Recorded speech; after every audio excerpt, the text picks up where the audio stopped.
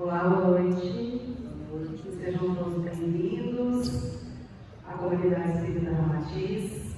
Meu nome é Poliana Sepa e hoje eu vim aqui para conversar um pouco com vocês, trazer uma palestra e um convite a uma reflexão sobre o tema escolhido, que é no trato com o invisível. Mas antes da gente começar essa palestra, essa conversa fraterna, vamos fazer uma prece inicial, então eu vou pedir para que todos se sentem de forma confortável as cadeiras. Colocando os pés no chão, para que a gente possa agora se conectar com a espiritualidade amiga que aqui já se faz presente. Senhor Jesus, Pai de infinita bondade e misericórdia, seja conosco hoje e sempre. Nos abençoa, nos edifica, ilumina os nossos caminhos, Pai, esse caminho de aprendizado constante. Que faça valer a sua vontade em nossos corações. A espiritualidade amiga que a igreja se faz presente, a mestre Ramatiz, que é o mentor da nossa casa, a esses irmãos cansáveis trabalhadores da Seara do Cristo, que sempre estão do nosso lado a nos auxiliar. E é com o coração repleto de gratidão e felicidade por estarmos aqui, Pai, reunidos em seu nome, que eu peço licença para darmos por iniciados a palestra desta noite e o tratamento. E que assim seja.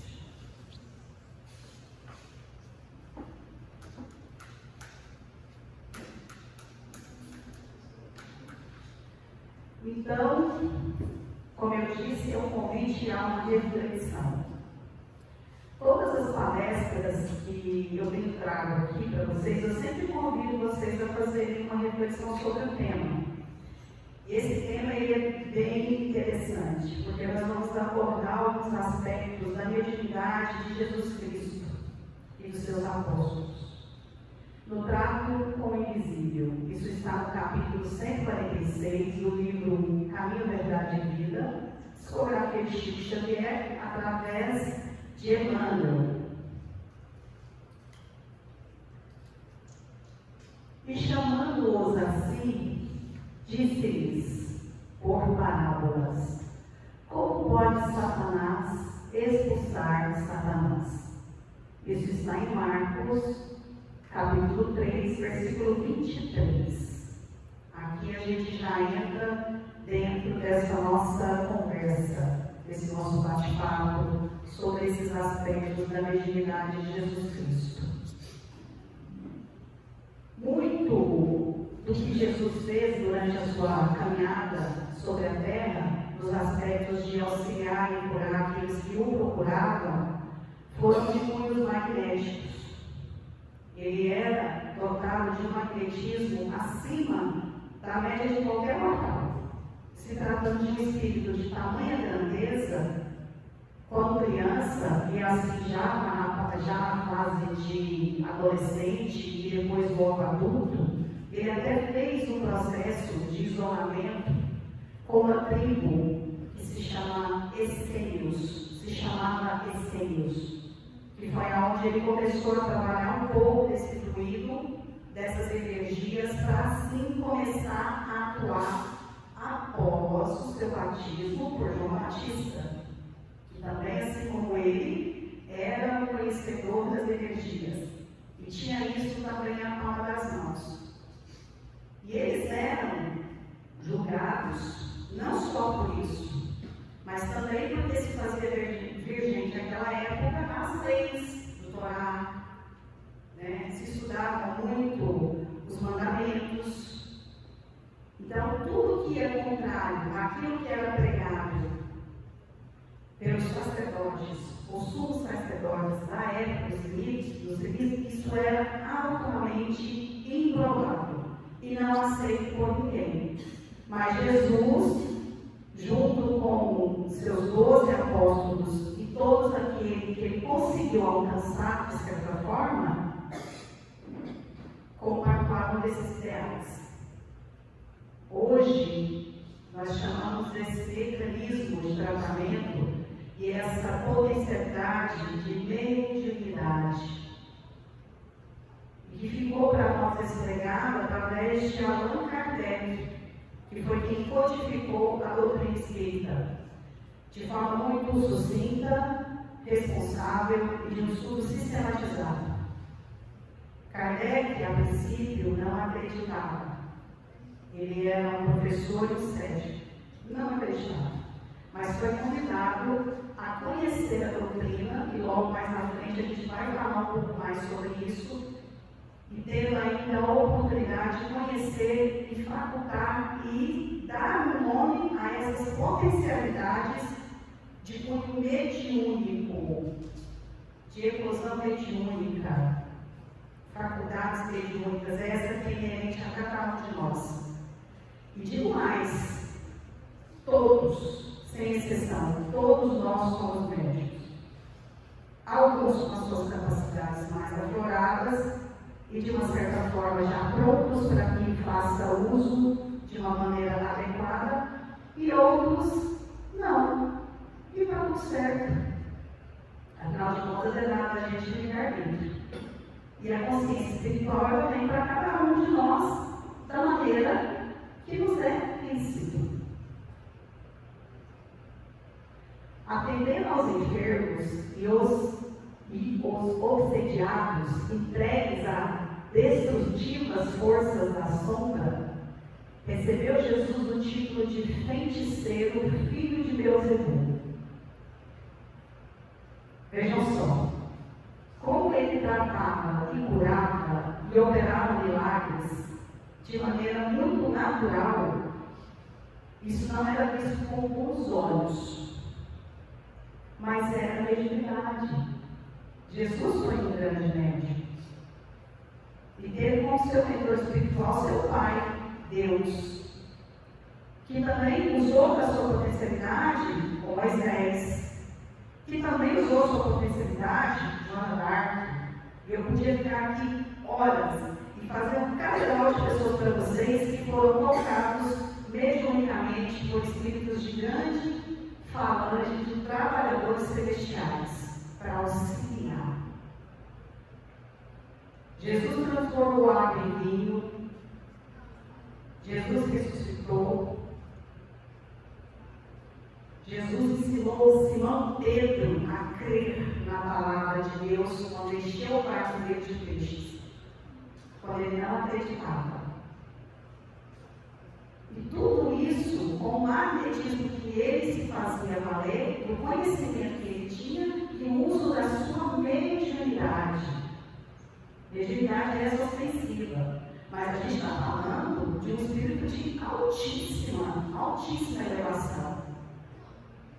Nós aqui, ainda nessa terra, nesse processo, estamos longe, mas muito longe de alcançar. Mas somos médicos.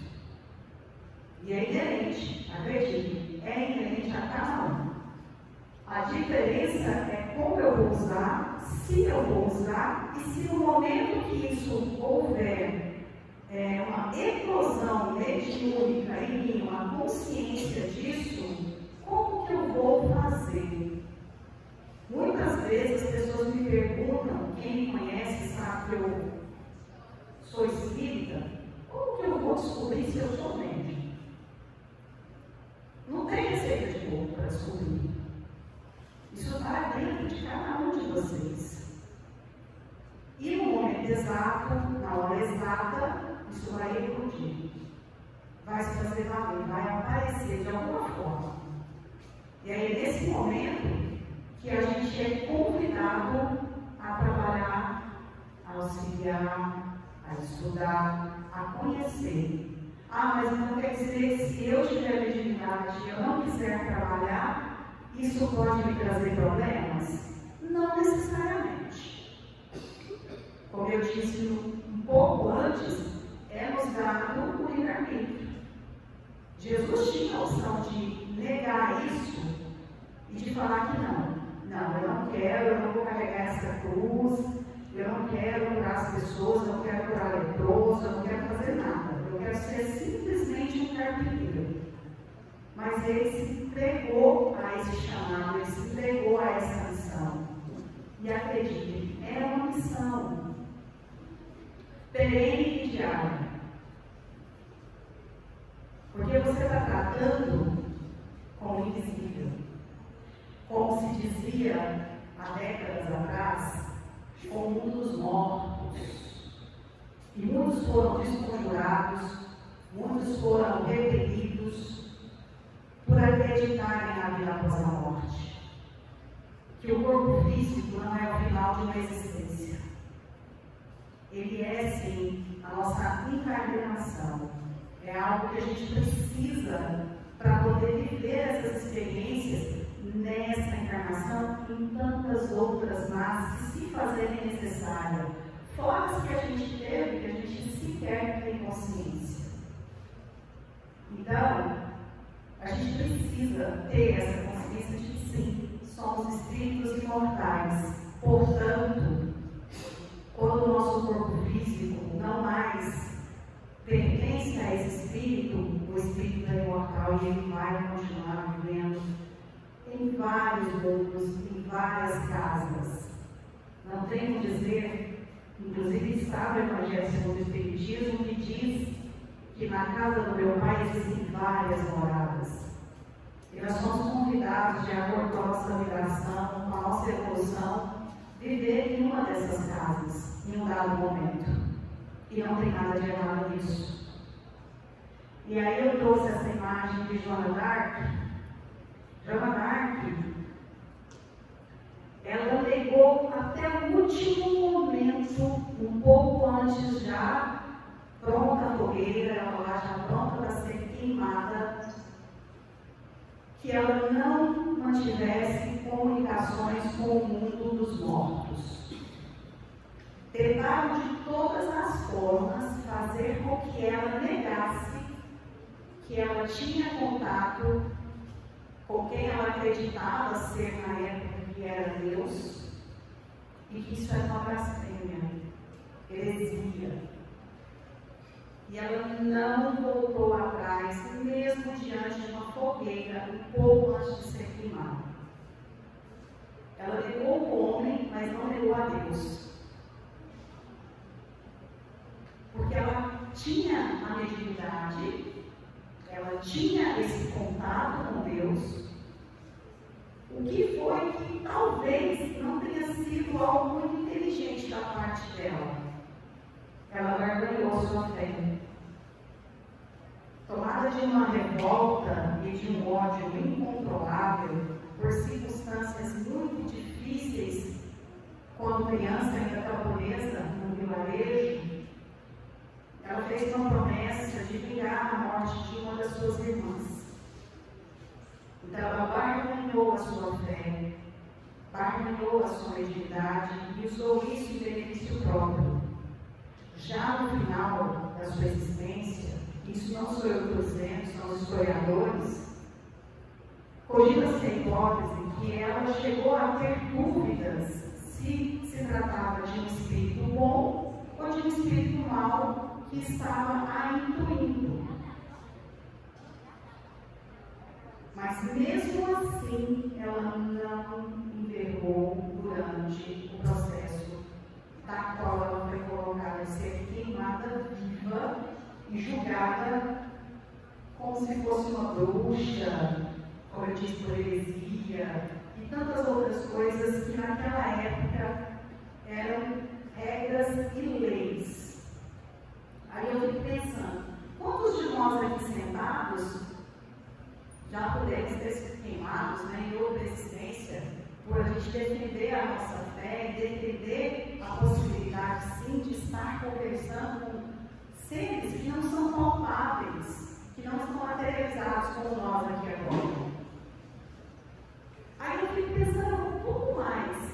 Se a gente conversa em prece com Jesus, com Deus, com os santos que cada um pode acreditar, de suas devoções, com os espíritos amigos, com os nossos mentores espirituais, por que eu não posso conversar com um ente querido ou uma pessoa que desencarnou, que também, assim como esses, não é palpável?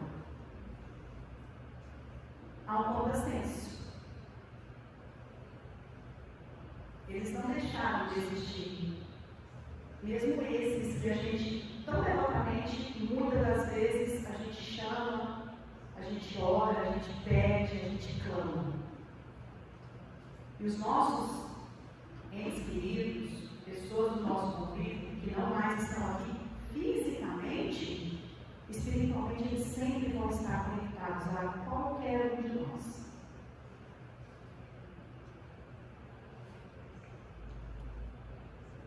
E aí vem essa parte de um trabalho feito por Emmanuel do Chico, já é um trabalho mediúnico. Eu trouxe essa figura para representar um pouco para vocês de como é esse processo, mas acredito que vocês já frequentam a casa espírita, muitos já tenham passado por algum tratamento do tipo, ou tenham tido curiosidade de buscar um pouco mais sobre essas questões. Essa passagem do Evangelho é sumamente esclarecedora para os companheiros da atualidade que nas tarefas do Espiritismo cristão se esforçam por auxiliar desencarnados infelizes a se equilibrarem no caminho redentor. Desequilíbrio. Muitos irmãos, muitos espíritos, muitas das vezes, quando eles chegam a se aproximar de alguém, tem alguma coisa que nos conecta a eles. A nossa energia, o nosso pensamento, a saudade. A gente pode estar inconscientemente ou conscientemente chamando esse irmão para perto.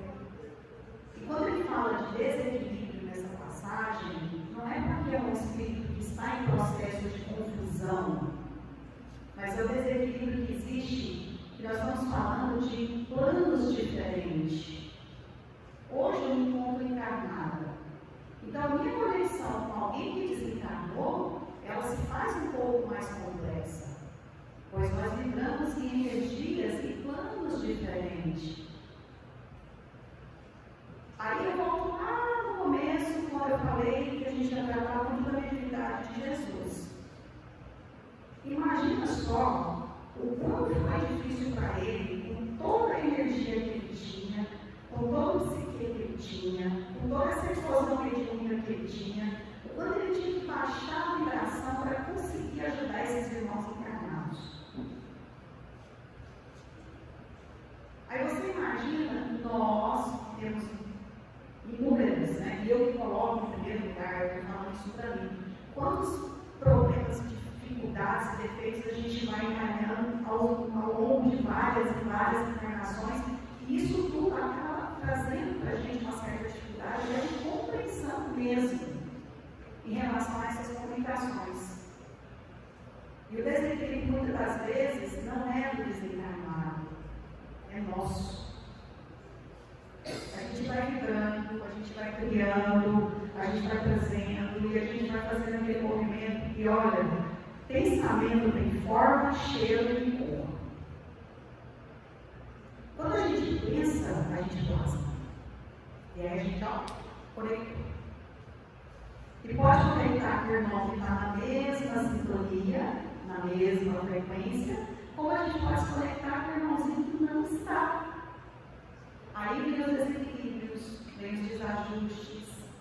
A questão que muitas vezes, e assim, muitas vezes, trazem a maioria de vocês nas casas espíritas, e assim, olha, chega às vezes uma pessoa, eu estou sentindo que tem alguém, ou tem um espírito que está me acompanhando, ou eu fui numa outra casa e lá me falaram que você é um assediado, que você é seguido, que você é perseguido. Gente, nós somos vigiados o tempo inteiro. Isso não é privilégio de uns ou de outros. Aqui encarnado, eu estou vendo umas 30, 40 pessoas, mas desencarnado deve ter comigo o triplo. Porque eles são convidados a estarem conosco no processo de palestra, de estudo, de tratamento, eles sempre vão estar. E o desequilíbrio, na maioria das vezes, ele é realmente nosso. A gente tem uma facilidade de se auto-obsediar que é muito maior do que trazer para eles essa responsabilidade de desequilibrados, de processo de desequilíbrio. E está tudo certo. A gente pediu. Eu pedi para vir nessa encarnação experienciar tudo que eu estou experienciando. E olha que não é fácil. Tem horas que eu penso que eu podia ter dado uma negociadinha lá. Podia ter pegado leve em alguns aspectos. Mas agora, já que estou aqui, é assumir a responsabilidade. Muitos irão nos tratar de loucos, por estabelecermos comunicações com o que não se utilizam da roupagem carnal. Mas parcela desses mudará de opinião quando tiver alguém muito amado que desencarne. E o que ficou na retaguarda deseja uma mensagem. Eu tirei esse texto do livro Céu e Inferno, de Allan Kardec. Muitos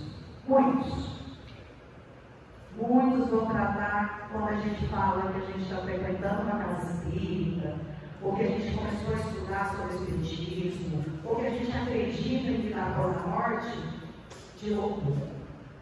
Citei Joana d'Arc, citei Jesus. E podia falar aqui, como eu disse, por horas, de vários outros. Euripides Barçanufo, Dr. Bezerra de Menezes, Amália Franco, Mantusa, Chico Xavier, Divaldo Franco e por aí vai. Não pense que foi uma tarefa fácil. E não é. Tratar com o invisível é tratar com algo que a gente não domina, a gente não vê, não é palpável, não é tocado. Que é diferente de eu virar para o meu amigo aqui e falar assim: eu gostei da sua camisa, da sua camiseta.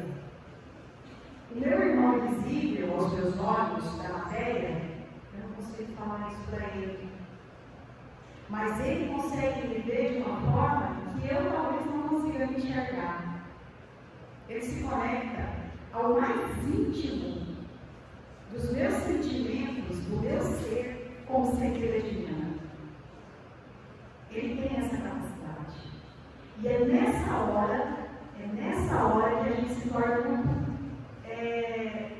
volúveis e fáceis de sermos, eu não gosto de dizer que é atacado, eu acho essa palavra, atacados, muito forte, mas que eles se aproximam de nós.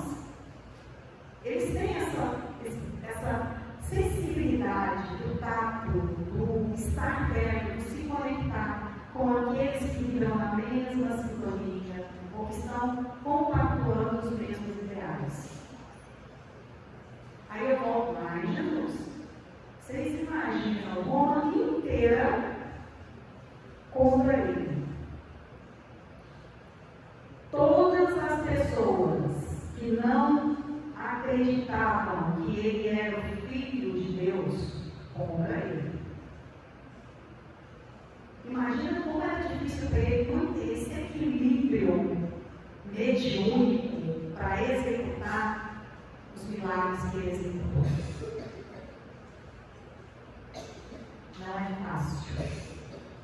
Exige trabalho, exige para a gente uma disciplina muito grande e existe tarefas que precisam ser feitas todos os dias. E uma delas é o famoso orar e vigiar. Porque nós somos testados o tempo inteiro. Na fila do banco, na fila do supermercado, dentro de casa. Quer um laboratório melhor que a casa da gente? Não existe. Pai, mãe, filho, marido, enfim, cônjuge, namorado, a pessoa que trabalha para você, o colega de trabalho, isso tudo faz parte do nosso desenvolvimento como espíritos. E sendo espíritos imortais, como eu disse, nós temos também as faculdades mediúnicas, que são inerentes a cada um. E isso é um fato. É inerente. O que vai mudar é como eu uso, se eu uso e se eu quero me fazer valer dessa consciência. Porque nós temos o livre-arbítrio. Eu escolhi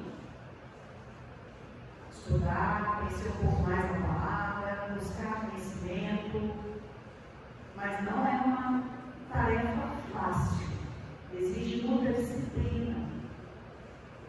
A gente tem que estar em constante vigília para tentar errar o menos possível, porque nós ainda erramos.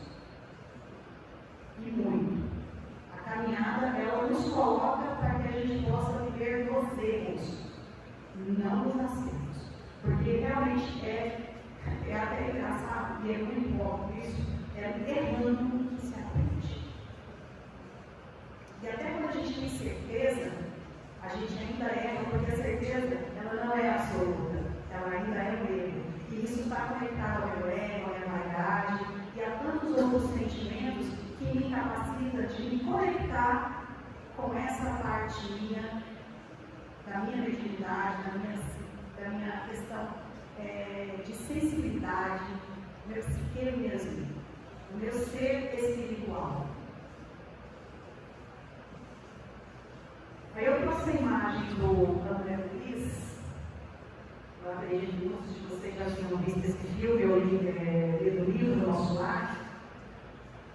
André Luiz, quando desencarnou, se deparou com uma situação contrária do que ele vivia. Ele era um médico, bem sucedido, com uma família bacana, uma casa linda, e de repente ele morre, pá, acorda vários suicidas. Bom, gente, eu me suicidei, como é que eu paro nesse lugar? Fica literando anos, tentando achar uma resposta. Por que ele tinha desencarnado? E o que era aquilo na cabeça dele? Que no momento ele estava em casa, jantando com a esposa e os filhos, e no outro momento ele acorda no lugar daquele, coberto de lama, gritos, um lugar muito denso e muito pesado, com muita dor. Levou um bom tempo para descobrir que era um espírito que tinha desencarnado e era um suicida inconsciente. Depois de um bom tempo que se passou lá, é que ele se fez tomar consciência disso tudo e ele é resgatado e assim acolhido na colônia do Nosso Lar. E lá ele consegue, enfim, entrar em contato com o seu espírito, com a sua centelha, entendendo quem ele de fato era. Muito arrogante, muito vaidoso, morreu por excessos, bebia e, enfim, fumava, tinha uma vida desregrada. E foi o que levou ele a desencarnar. Então é um suicídio que a gente estuda e chama de suicídio consciente. Não é aquele que você pega uma arma e dá um tiro na cabeça ou toma um veneno, mas você vai fazendo uso de coisas ao longo da sua vida que vai trazendo para o seu corpo físico os males. E aí você ainda tem, dentro desse processo auto-agravado, de uma outra existência no seu corpo astral, no pretérito, que vai fazendo isso somatizar. E quando você vê, está lá a situação, desencarnado, sem entender nada, sem saber que era o espírito, o que estava acontecendo e que lugar era aquele. É impossível dispensar a colaboração do tempo para que se esclareçam as personagens das tragédias humanas. Eu adorei essa fala, porque traz muito disso, né? Quantos personagens nós vivemos ao longo das nossas existências, né? E são personagens. Hoje eu sou poliana, não tenho a mínima ideia de que foi há uma encarnação atrás. Graças a Deus, eu também não queria saber. Ainda bem que Deus deu para a gente a lei do esquecimento. Não sei se eu teria estrutura para me deparar com uma situação onde eu vivesse fazendo mal, ou talvez sofrendo muito, né? Porque em algumas encarnações eu sou oposta, em outras eu sou vítima. Não existe uma sequência muito absoluta, né?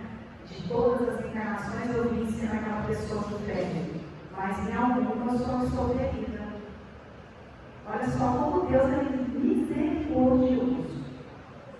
Até isso é pensado quando nos dá essa chance de reencarnar. de vir para aprender ou para ensinar, para ser aluno ou para ser professor, para ser humilde ou ser arrogante, para amar ou não amar, porque nós temos o livre-arbítrio. O que a gente vai fazer com isso depende de cada um de nós.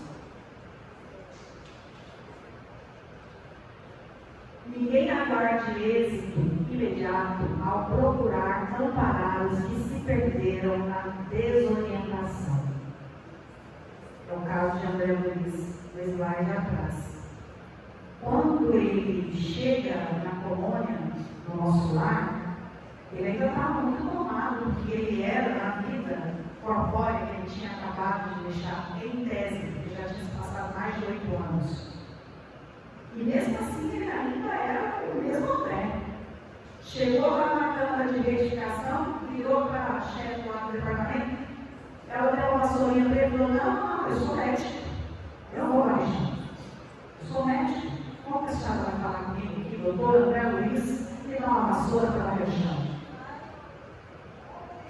Foi ficando, foi aprendendo, foi se tomando consciência da sua espiritualidade, da sua centelha, entendeu que não era o caminho, tinha saudade dos seus, mas sabia que para visitá-los ele precisava fazer algo, se movimentar.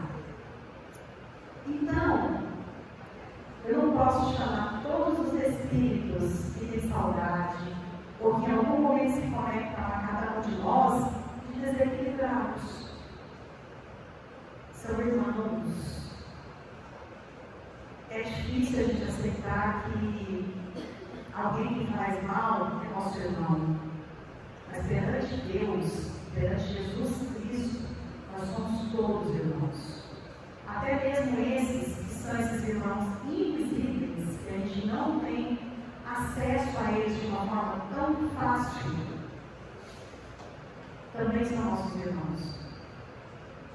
E eles vão se aproximar, como eu disse, da vibração que a gente tem. Modula, é uma frequência. Quando a gente está modulado, a gente está no processo de equilíbrio, de paz, consciente, de uma forma mais tranquila, tudo vai muito bem. Se a gente sair um pouquinho, as coisas desandam. Pelo menos comigo é assim. Aí é difícil, porque você tem que voltar a se equilibrar, a encontrar esse equilíbrio e não se fazer um portador das vibrações externas desses irmãos. Porque são nossos irmãos. Queira a gente sim, queira a gente não. Essa é uma lei. É uma lei divina. Na atualidade, companheiros devotados ao serviço ainda sofrem a perseguição dos adversários da luz, que lhes atribuem sombrio pacto com poderes perversos. Aqui, quando ele fala de poderes perversos, né? Na atualidade, companheiros devotados. Quando a gente fala de devotamento, a gente entende que é uma situação onde a gente se colocou à disposição e que a gente quer ajudar, ou a gente está disponível para aquilo.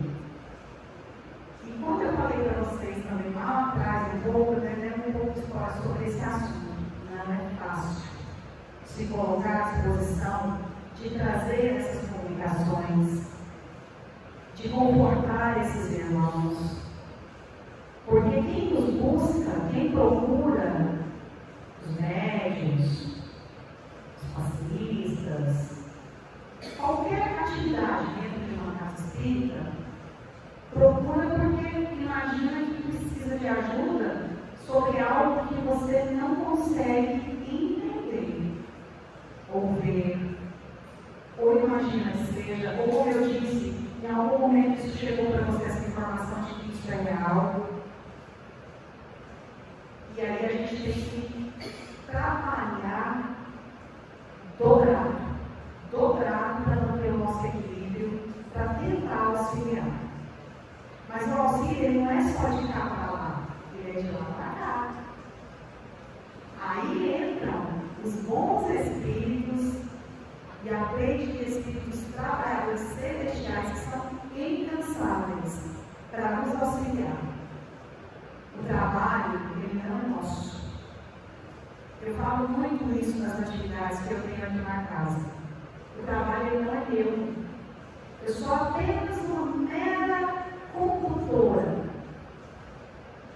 Eu sou o aparelho e eu me coloco disponível de forma muito respeitosa a esses irmãos, porque eu sei o quanto é importante que aconteça esse tipo de comunicação ou de trabalho e que isso possa trazer o letivo para aquela família, para aquela pessoa que naquele momento está buscando.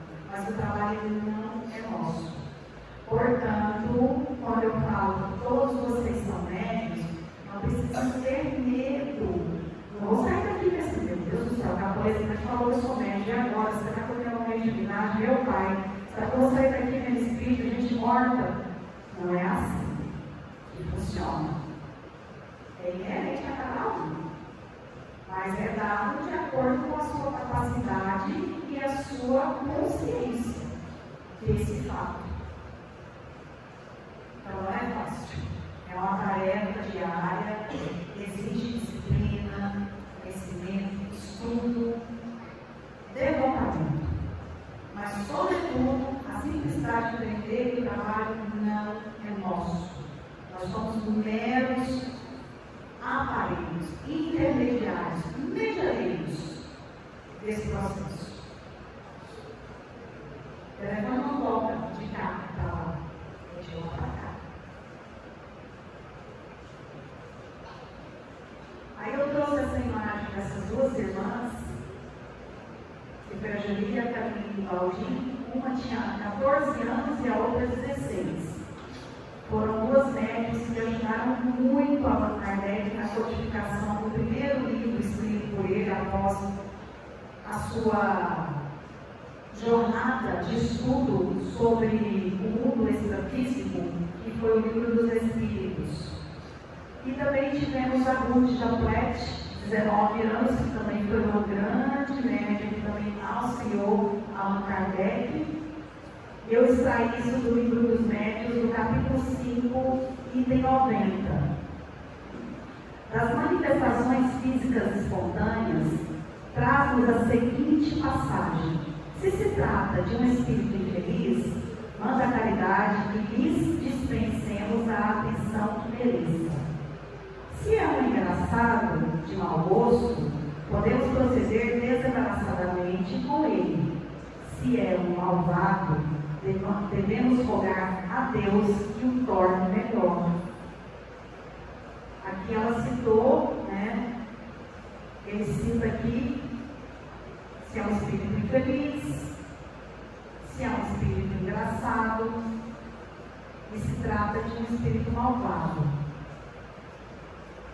E cada um desses vai ter o acolhimento de acordo com a sua necessidade. Porque, como eu disse, todos merecem ser vistos de forma igual.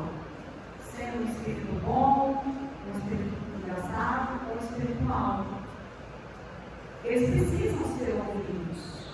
Eles precisam ser compreendidos. Assim como nós. A gente, quando tem uma dificuldade, a gente não conversa com o outro e tenta entender. Esses irmãos só não estão visíveis aqui, a olho nu para nós, porque eles não têm mais o corpo físico. Mas eles querem ser ouvidos, eles querem ser ajudados, e muitas vezes eles querem só estar perto de quem eles amam. E aí acabam trazendo algumas coisinhas não tão legais, porque não estamos vibrando mais na mesma frequência. Estamos em frequências diferentes. E é onde existem os desequilíbrios, as mazelas, o trabalho mais difícil, as comunicações complexas, as dúvidas, os medos, e está tudo certo. Está tudo na mais perfeita ordem. Isso faz parte de todo o processo, de todo ele. seja na casa espírita, seja numa outra instituição que você crê e busca. Isso se faz valer em qualquer situação, indifere classe social, raça, difere. Nós somos espíritos imortais. E ponto.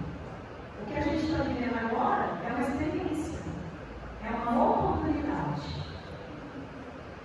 E também não podemos deixar de citar aqui Madame Prevenson, que foi a primeira mulher que se colocou à disposição de abrir a porta da sua casa nas primeiras reuniões de cunho mediúnico. Inclusive, a convite do seu Valdir, Kardec foi a uma dessas sessões e foi onde ele teve a primeira comunicação com o mundo espiritual. Ele recebe uma carta, onde ele começa a entender, através das médiuns, psicografada, da real possibilidade de vir após a morte. Então, a Madame Prevenson também foi muito importante nesse cenário para trazer esse esclarecimento.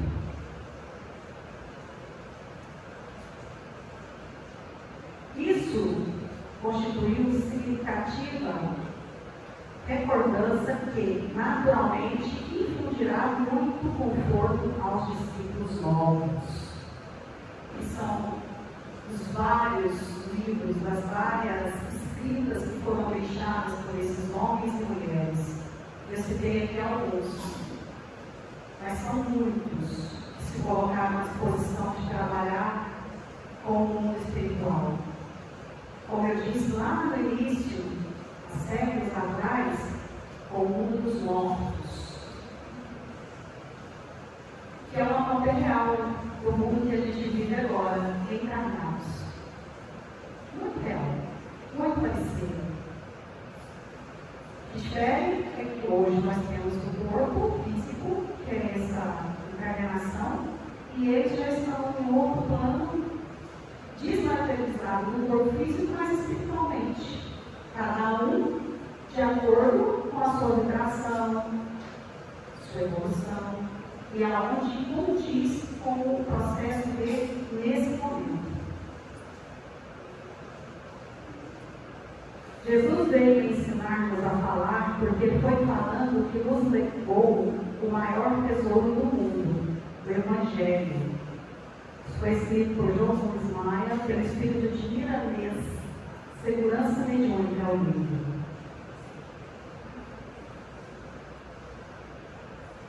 Esses são os livros que eu busquei, um pouco do que eu trouxe para essa nossa conversa. Todos esses livros, se vocês tiverem interesse, nós temos aqui na nossa livraria de fácil acesso. O Livro dos Médios, O Céu e o Inferno, Caminho, Verdade e Vida, e Aconteceu na Casa Espírita, que é uma narrativa sobre como funcionam os trabalhos dentro de uma casa espírita. É um livro bem bacana. E hoje o que eu tinha para trazer para vocês era sobre esse tema, era essa importância da gente se fazer valer da nossa mediunidade, tendo consciência de que isso é possível e é inerente a cada um de nós, da importância de entendermos que o mundo invisível ele existe, que nós somos espíritos imortais, sim, e que nesse momento estamos encarnados, mas em algum outro momento não, porque nós vamos ser convidados em algum momento a voltar à pátria espiritual,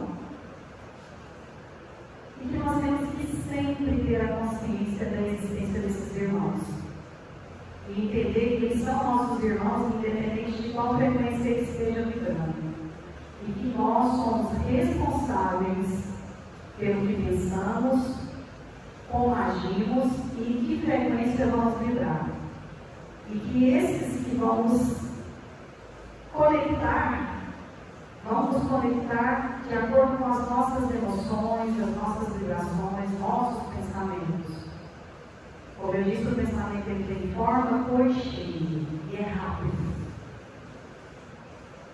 É rápido para você se conectar.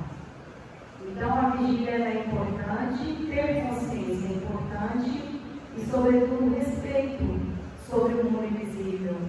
Entendendo que o maior dos médios já esteve aqui entre nós foi Jesus Cristo. E com seu amor e a sua virgindade, seu magnetismo operou milagres.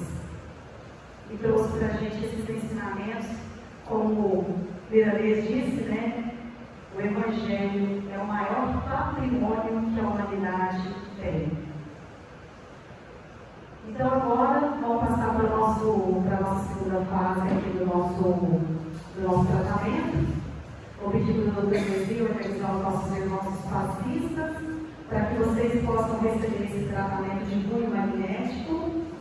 Vou colocar uma musiquinha aqui para a gente já se conectar.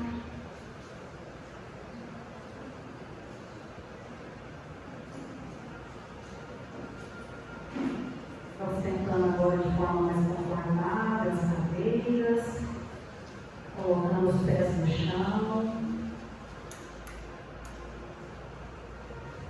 se conectando com a energia que aqui se faz presente, a doação desse passo magnético que vai reestruturar,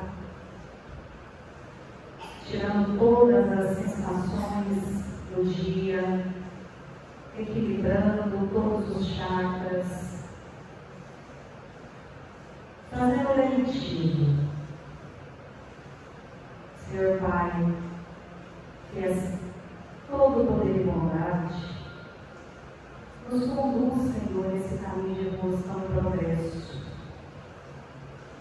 Que nós possamos sempre estar conectados com a nossa parte do amor. Essa parte que pode edificar, pois o amor é capaz de transmutar. O amor é capaz de salvar. Senhor, me faça valer da consciência espiritual que tenho e de todo o processo evolutivo que amorosamente coloca à disposição. Assim como o Senhor se colocou à disposição, dando a sua própria vida a nos salvar, que eu possa me valer da consciência de que eu mesmo posso ser o responsável por tudo aquilo que eu procuro, por todas as respostas, por toda a consciência. E é com esse sentimento de gratidão ao nosso Mestre, à espiritualidade amiga, a esses irmãos cansáveis, trabalhadores da seara do Cristo, que eu peço licença em meu nome e em nome de todos aqui presentes, para darmos por encerrados os trabalhos, os tratamentos desta noite. E que todos possam voltar aos mares melhores do que aqui chegaram. E que as energias que aqui foram depositadas em cada um se estendam às suas casas, aos seus trabalhos, que as pessoas estejam sempre por perto. E que assim seja. Gratidão. Gratidão, meus irmãos, pelo tempo aqui de conversa. Muito obrigada a todos. Um bom retorno ao lar de vocês. E muito obrigada.